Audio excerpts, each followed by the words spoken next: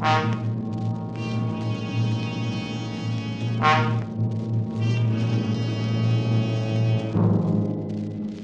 are alone in the dark forest, and behind you somewhere is the werewolf waiting to drink your blood. And you desperately desire the impossible, to escape.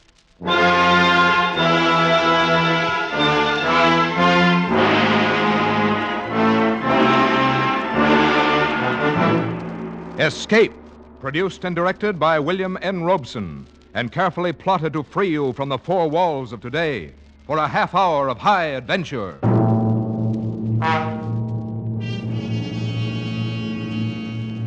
Tonight we escape to the backward world of Eastern Europe, where ancient superstitions still live in the minds of men. Tonight we escape with Jeffrey Household's grim story, Taboo.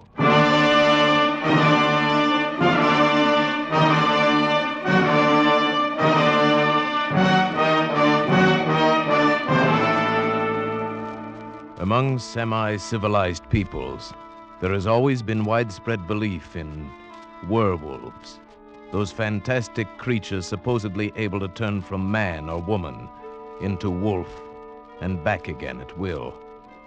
This belief is still widespread among the simple folk of eastern Hungary, in the district around Zweibergen, high in the gloomy Carpathian Mountains. And I must admit, not without some reason. Before the late war, I often spent my vacations in that area, drawn to the dark loneliness by the pull of my Slavic blood. It was the same with her, perhaps, and our kindred ancestry no doubt drew us together. Her name was Kira Vaughan, and she was there with her husband, a pleasant young Englishman. They were obviously much in love, and I felt almost like an intruder when I found myself the only other vacationer in the village. However, they made me welcome and invited me to dinner. It was an excellent dinner. Won't you have some more strawberries, Mr. Shirabiev? Huh? Thank you, no, Mrs. Vaughan. I've eaten far too much already. I cannot say when I've had so excellent a dinner. Thank you. I'm sure I shall get nothing like it at the inn. I should hate to have to stay at the inn. You see, Shirabiev, my wife is one of those delightful creatures who cannot stand to be shut in. She must run free, preferably in the woods, with her hair streaming in the wind. She's quite unusual. Indeed she is, my dear Vaughan. And you may count yourself most fortunate. Oh, I do. Where else should I find so good a cook? Oh, very true. I've never tasted venison quite like that tonight. Delightful. Thank you. Another of her little victories. She delights in outdoing the ordinary housewife. She disdains the village shop and gets her meat right off the hoof. Oh? You do your own hunting? Oh, dear, no. Not that. She's much too kind-hearted and loving a person for that. She's found a new source. The district game warden brings fresh venison to our door. Oh, it's not he, but his son. True, the game warden's slightly moronic son, who is, I'm sure, in love with her. Oh, that's ridiculous. Oh, not so. It's quite understandable. I'm beginning to fall in love with her myself. You see, my dear. Thank you, sir. Seriously, though, I can understand this wild desire to be free. This wish to, as you put it, run in the woods with the wind in your hair. It is some legacy of our Slavic blood, no doubt. Yours and mine and the game warden's moronic son. Somehow we feel at home in these dark forests. Oh, you too. Yes. And I don't. I confess it, I don't. There's something here that frightens me, something strange and inhuman and taboo. Darling. I'll confess something, Shirabiev. I don't like Kira to go out into these forests alone. Maybe I'm afraid that someday this emotional impulse of hers will get the better of her and she'll just disappear, like those two men last week. Oh? What was that? Have I missed some exciting happening? No, not really. Though you'd think so to hear the villagers talk. A fellow coming home through the woods after dark just disappeared. Probably got fed up with life here in the village and lit out for Budapest. And, what about the other one? Oh, yes. Well, a search party went out the next day to look for the fellow. When they got back, they found one of their party was missing. Evidently, he'd taken the opportunity to skip out, too. Is that what you really think? Well, why not, my dear? If those men had been done away with, it might have been by something supernatural. And there's no such thing. But might it not have been some wild animal? Oh, the bears around here are harmless and the wolves are not in pack. At any rate, there would have been some sign, some blood, track, something. There was nothing. They simply disappeared, vanished, skipped out. Richard, how can you be so callous? You see the paradox? My wife, who loves the woods, believes the fantastic tales of the villagers. I, who confess to finding the woods strange and frightening, do not believe them. Perhaps it is because you are frightened that you are afraid to believe them. What do the villagers say? Well, you know this district well enough. They're talking of werewolves and such tommy rot. Oh, it's utterly fantastic. Yes, to you, an Englishman, it would be. And it isn't to you? Fantastic, yes, I suppose, but perhaps Mrs. Vaughn and I, who feel at home in this forest, can understand and believe such fantasy a little more easily than you. Yes, I remember many times as a child, I dreamt of being an animal. I thought then that I would love it. The freedom of the forest. Exactly. That primitive instinct is so deep within us all. A heritage of some dim, distant past. In us Slavs, it lies closer to the surface. Takes very little to bring it to light. Yes, that is true. Well, you've placed my wife in a new life, Shuravyev. You'll have me suspecting her of changing into a wolf and running out to the forest to murder people. Oh, Richard. please, Vaughn. You take me too literally. And besides, it is a shame to spoil so delightful a dinner with so gloomy a conversation. Right. Shall we go into the living room? There's a cheerful fire in there. Oh, yes? What is it, Frida? Beg your pardon, sir, but a message just came from the village. Oh? What is it? They want you and Mr. Sharaviev to come down there now. They're organizing another search party. What? Yes. There's another man missing. Kira! Catch her, Sharaviev. She's fainted.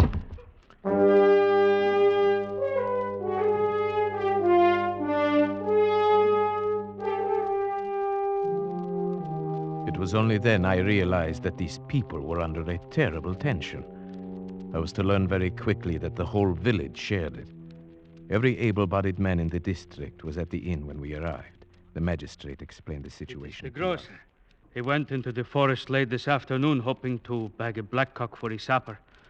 A little after dusk, a solitary shot was heard. That was 3 hours ago, and he has not returned. But only 3 hours? Isn't there a chance that he might still return? A chance, perhaps, but the other two did not. It will do no harm to search for him. We may still be in time to save his life.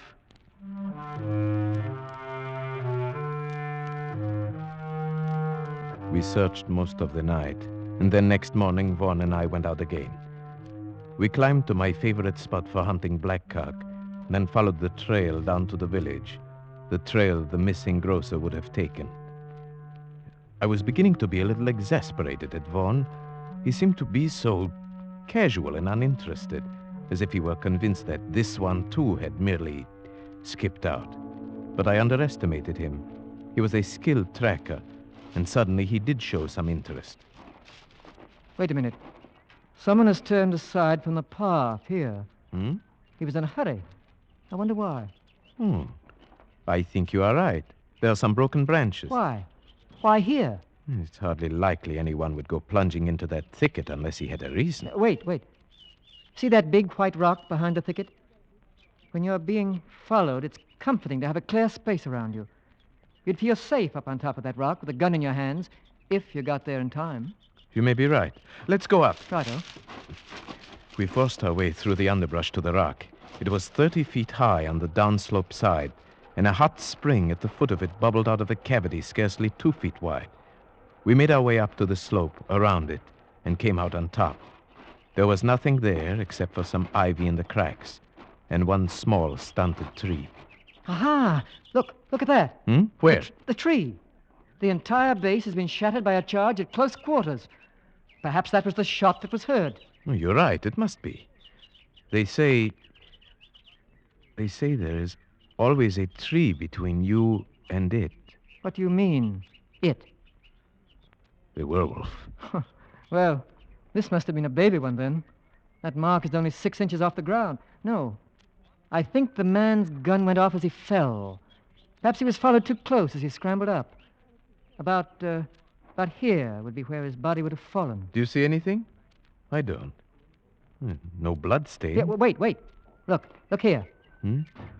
Oh, but it's just a tiny spot. Well, it's enough. It's blood, all right. And something more. A tiny bit of tissue. Let me see. Yes. Brain tissue. It must have come from a deep wound in the skull. made by something like an arrow or a bird's beak, or maybe even a sharp tooth. Mm-hmm. But where's the body? There is absolutely no other sign. No evidence of its being dragged off anywhere. No, I can't see any either. It's very strange. But at least we know one thing, Vaughn. This man did not just skip out. This man was dead or dying.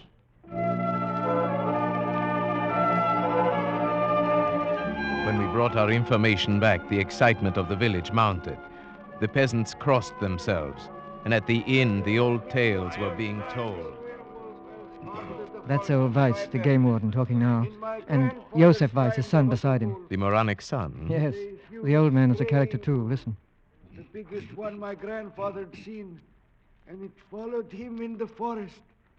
Time after time, he met at the twilight outside his cabin, and time after time he fired at it point blank, but he couldn't hurt it.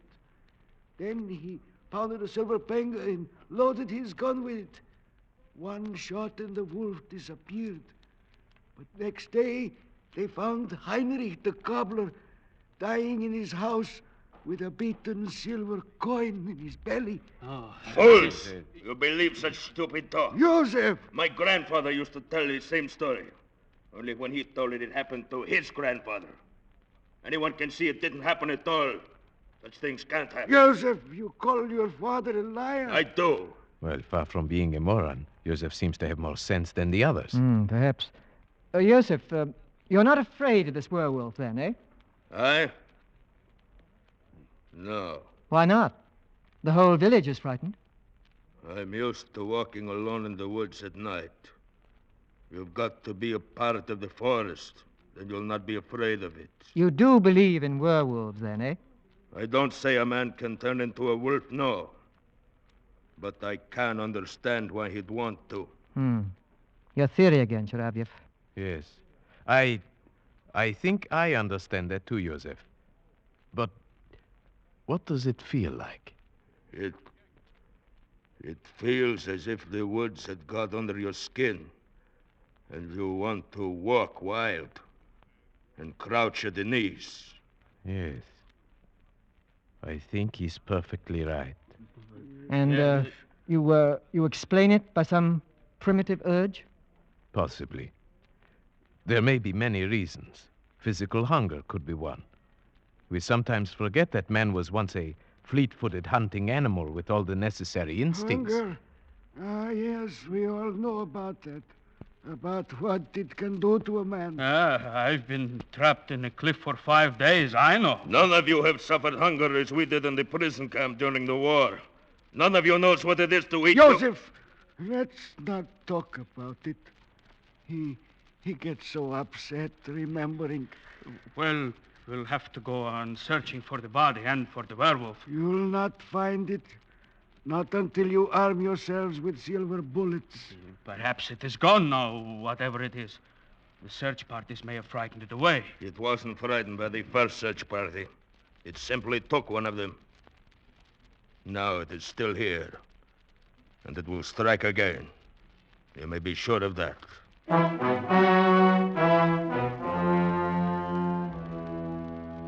The whole village believed that Josef Weiss was right. They traveled in the woods by twos now. No one went alone. For a week, village life was disrupted. The men beat the forest, the women tried to comfort each other. Kira wore herself out trying to be useful.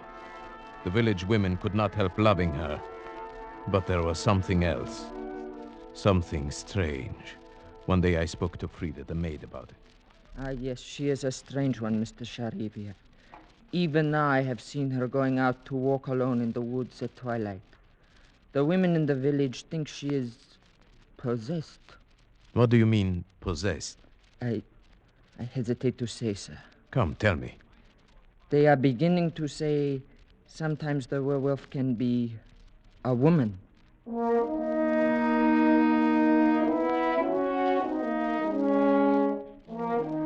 At first, the suggestion seemed so ridiculous to me that I hesitated to speak of it. But then I decided to tell Vaughn before this rumor could reach Kira herself. He was naturally much upset. That settles it, Sharavyev. We've got to do something. Something, yes, but what? There's only one thing we can do. Track down this supposed werewolf. But that's what we've been trying to do for a week. How can we It's really very simple. We'll offer him bait. Bait? Who will be this bait? You and I, Sharavyev. If you're game. Why, yes, of course I'm game. Good. But how? Are you going to tie me to a tree and watch out with a gun? That's about right. Only we needn't tie you up. And since it was my idea, you can have first turn with the gun. Are you a good shot? Right. This is no time for false modesty. Yes, I'm a good shot. Very well. It'll be night, and we'll have to shoot with only the moonlight. Where do we go? To the rock? Exactly. And the sooner the better. Tonight? Tonight. And say nothing, absolutely nothing, to anybody. Especially to Kira. I understand. This is between us. Either we win, or we simply disappear.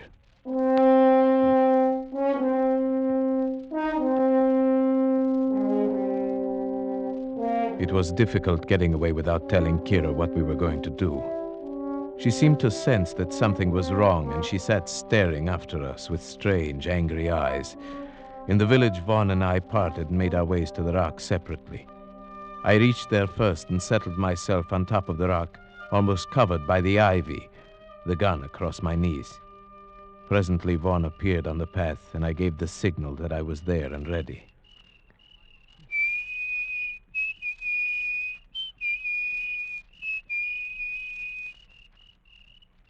The trap was set.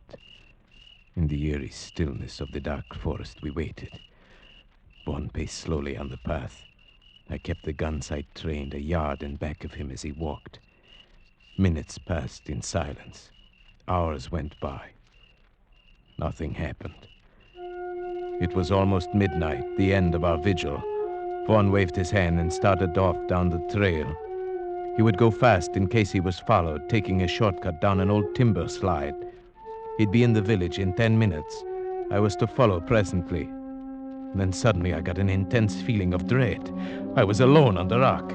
My spine tingled, and then I heard a quick rustle in the ivy behind me. Something brushed my face. It was only a bird. A night bird had lit in the ivy and now swooshed past me and flew away. My nerves were still tingling when I got back to the village.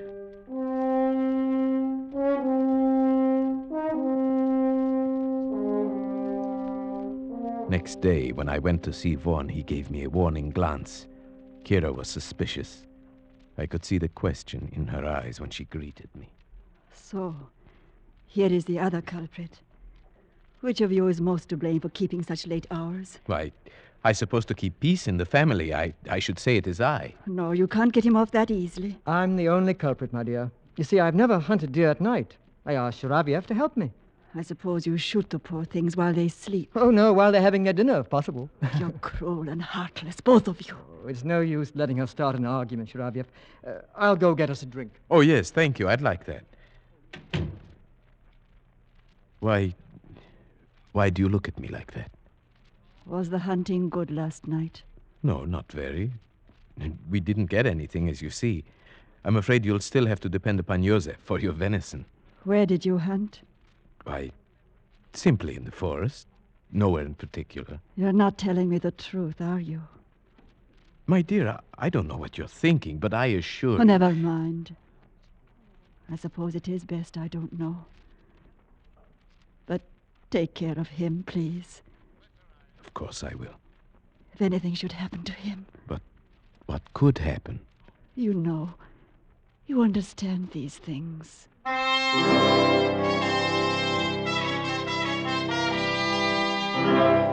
That night, I was the bait.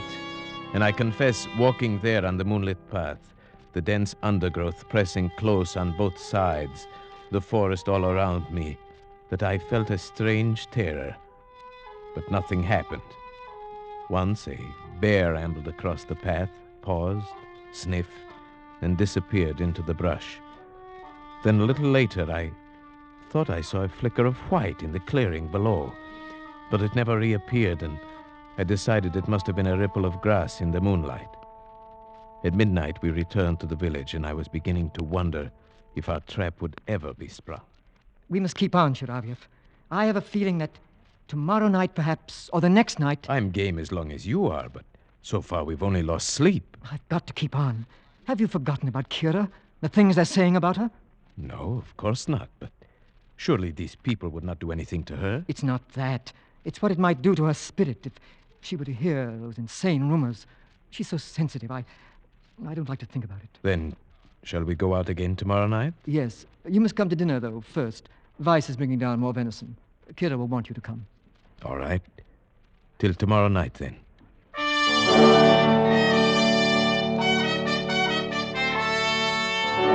After dinner, we went out for our third night on the rock. Vaughn was the bait tonight, and I the watcher. The forest was alive with sound. A deer coughed. The bear came ambling back as woolly and harmless as a dog. I was watching him when suddenly he paused and sniffed the air, then disappeared into the trees. The animal sounds quieted one by one, and a tense stillness fell over the forest. My hand tightened on the gun, and suddenly I saw it. That flicker of white moving fast through the trees. It was coming up the path toward Vaughn, a soft, bulky white blur, coming surprisingly fast. Vaughn's back was turned. He did not see it. My finger tightened on the trigger. It was only a few yards away when he turned. Kira! I started to press the trigger. No, Sheriff, no! Richard! Kira, what are you doing here? Oh, darling, I was looking for you. I looked last night, too. Oh, Richard. Kira, you shouldn't have. It was foolish, terribly foolish. Richard, there was something after me, I know it. That's why I was running. Kira, you shouldn't be out here alone. Oh, what about you? Where's Chiraviev? He's up there on the rock, covering me with his rifle. I'm perfectly safe. I'll show you.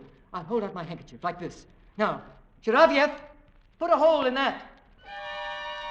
I stared for a moment at the white square of handkerchief, then at the white of her coat. My lips were dry. My finger felt numb on the trigger. Come on, Chiraviev, the handkerchief. Please, God, don't let me miss. There, you see, my dear? I'm perfectly safe. They went down the path together, and I followed after a moment. 100 yards from the timber slide, I knew I was being followed.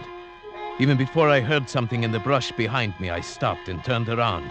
It moved past me, cutting off my retreat. Now I stood alone in terror, but it was still in the brush. If only I could make the timber slide.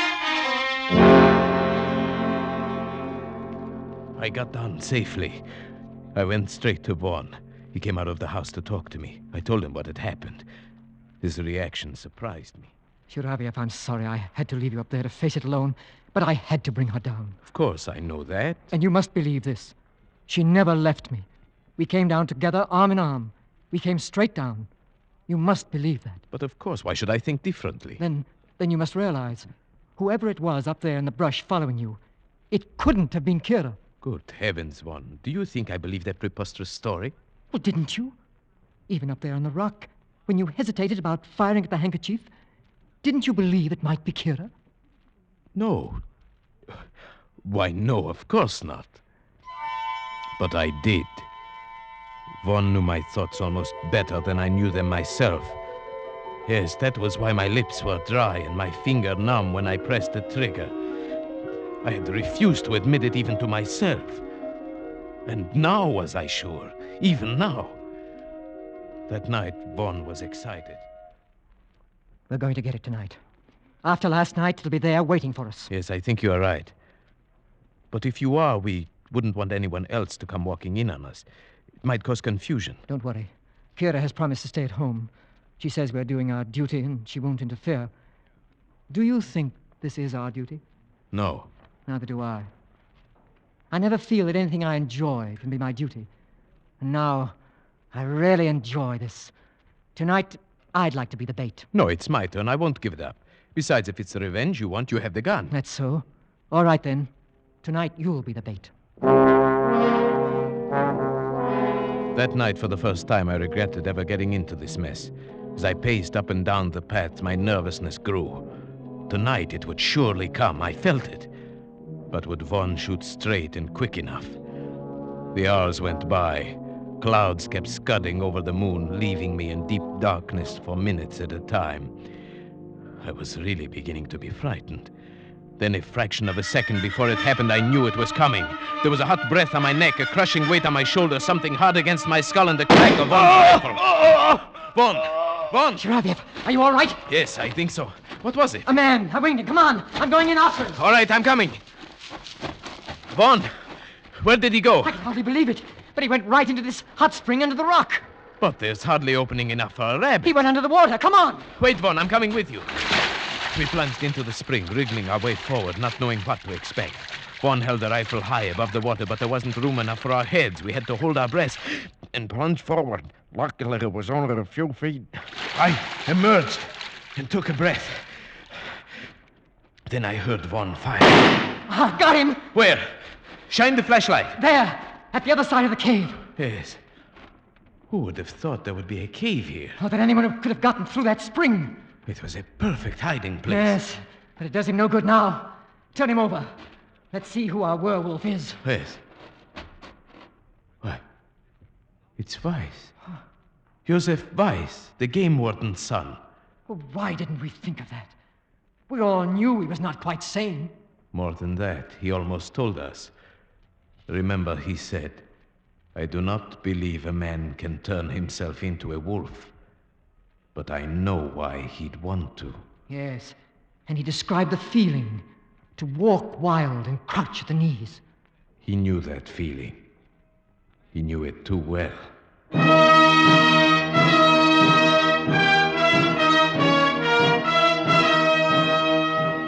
Beside Joseph Weiss, we found a murder weapon. It was a patented animal killer, a heavy iron muzzle that gripped the scalp, a heavy spike that was released by a spring. His hiding place was even more perfect than we had supposed. When the magistrate investigated, he found a passage from that cave which led underground for more than a mile, and finally to the game warden's house, where a ladder led into his cellar. Undoubtedly, Weiss found that dry underground river one day and realized he could use it. Perhaps that is what caused his mind to snap. Yes, it released a long pent-up spring in him, like that weapon he used. He saw that he could run in the woods like an animal, disappearing and reappearing with perfect safety. It even offered a place to bury his victims without a trace. And so your theory proved correct, that there's a murderous, primitive instinct lurking in some people. Yes. Well, it's all explained excepting what he did with the bodies. It would serve no useful purpose to speculate on that now. Yes, I suppose you're right. Kira, you haven't said anything. Why did you have to shoot him? Kira, he was a murderer. He tried to murder Shiravyev. Is it murder when a wolf kills? A dumb animal? Frightened of intruders? Kira! You understand what I mean, don't you, Shiravyev? You understood that night when you shot the handkerchief, just as I have. It might have happened to any of us, you see. Kira, what do you mean? Take me away from here, Richard. Just take me away quickly.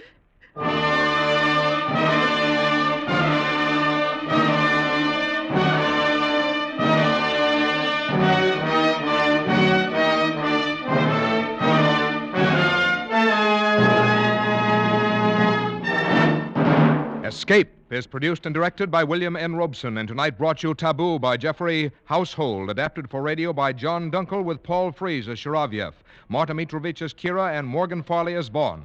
The special musical score was conceived and conducted by Cy Fure. Next week... You were standing on a bridge over Owl Creek with a noose around your neck.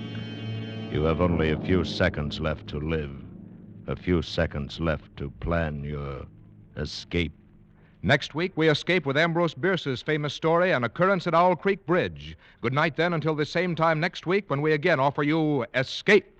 This is CBS, the Columbia Broadcasting System.